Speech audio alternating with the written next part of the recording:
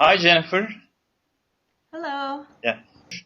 When did you decide to be a teacher, and why did you choose to be an English teacher? Oh, it's actually two different answers. Because I decided to become a teacher in my first year of college. I knew even then, I was about 19 at the time, 18, 19, and I knew for sure that I wanted to be a language teacher. But at that time, I thought I was going to teach Russian as a foreign language. So I declared my major in Russian studies. And I even went to graduate school to do more work in Russian studies. And when my graduate work took me over to Russia, plans changed. First of all, I met my future husband, and in spending more time there, I made the switch to teaching English as a foreign language. Um, so Originally, I was supposed to be a foreign language teacher, but specializing in Russian. And then just by a change of events, it became English as a foreign language. But I think all things happen for a reason, and I'm very happy they happened this way. Okay. so, So, how long have you been teaching English? so I began teaching English as a graduate student. It was my way of making some extra money at the time. And that was back in 1996. In Moscow. That's when I first started teaching English. Okay. What about the story of online teaching? When did you start online teaching? What inspired you to teach English online? Oh, it's not so much inspiration as necessity and limitation. I was a classroom teacher and I love classroom teaching, but I also became a mother in 2005, and it became difficult to be a mother and a classroom teacher. And I started paying attention to what some other people were doing on YouTube. Just a few people back in 2006, 2007 were starting to appear on YouTube as teachers.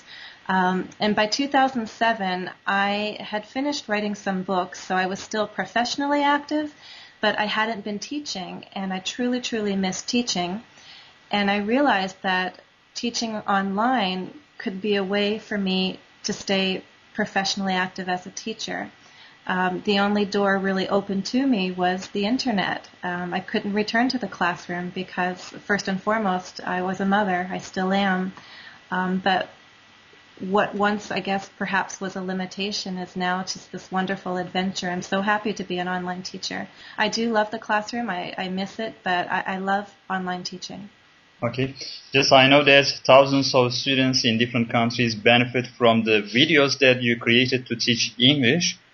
And those days we have got the term YouTube teacher, or but just the problem, YouTube is banned in Turkey. So in Turkey, maybe some students have no access.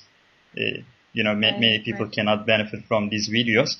What I'm wondering, have you ever written any books in the field of English language teaching?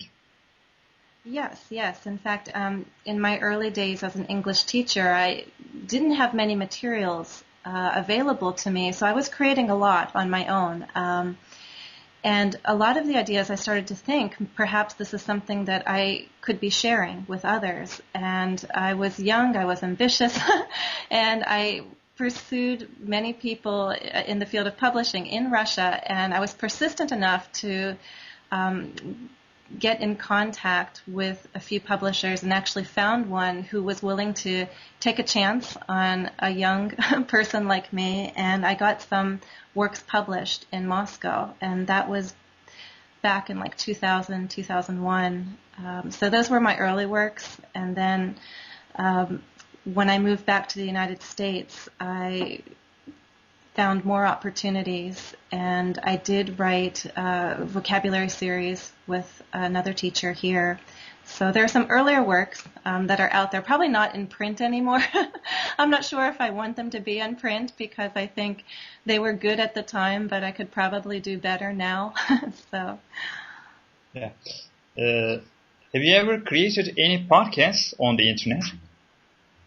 like audio Yeah, audio podcasts. podcasts. I did. One of the wonderful things about YouTube is that it does bring you some visibility, and people approach you with ideas or suggestions. And somebody had suggested that I create some audio podcasts and that I share them on a particular site. And my choice of sites was a Korean-based, or was a site operated by a Korean organization. So Oh My News International hosts a small collection of audio podcasts. Okay. And can you talk about your future objectives concerning teaching English? I mean, in the future, do you have any special projects for teaching English? Oh. Yes and no. I mean, even what I've done now, I never envisioned even 2-3 years ago. So all of it is just an adventure. I'm not sure what doors will be open, what doors will even appear. I definitely want to continue teaching online. I hope to write more as well because I feel it's a way to share. So I like doing live instruction, but I also like creating materials. I'd like to do more of both.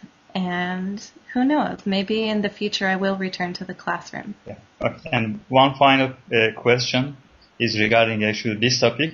Are you planning to teach English in a foreign country in the future? Do you want to work abroad? Yes, I do, but in the distant future because my children are still very young and I'd like them to stay here in the United States for now.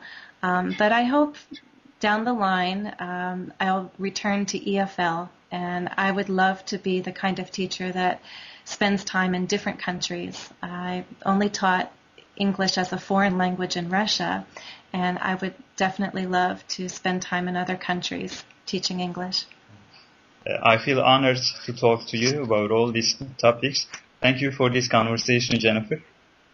Oh no, it's my pleasure. Thank you. Yeah, bye-bye. Bye-bye.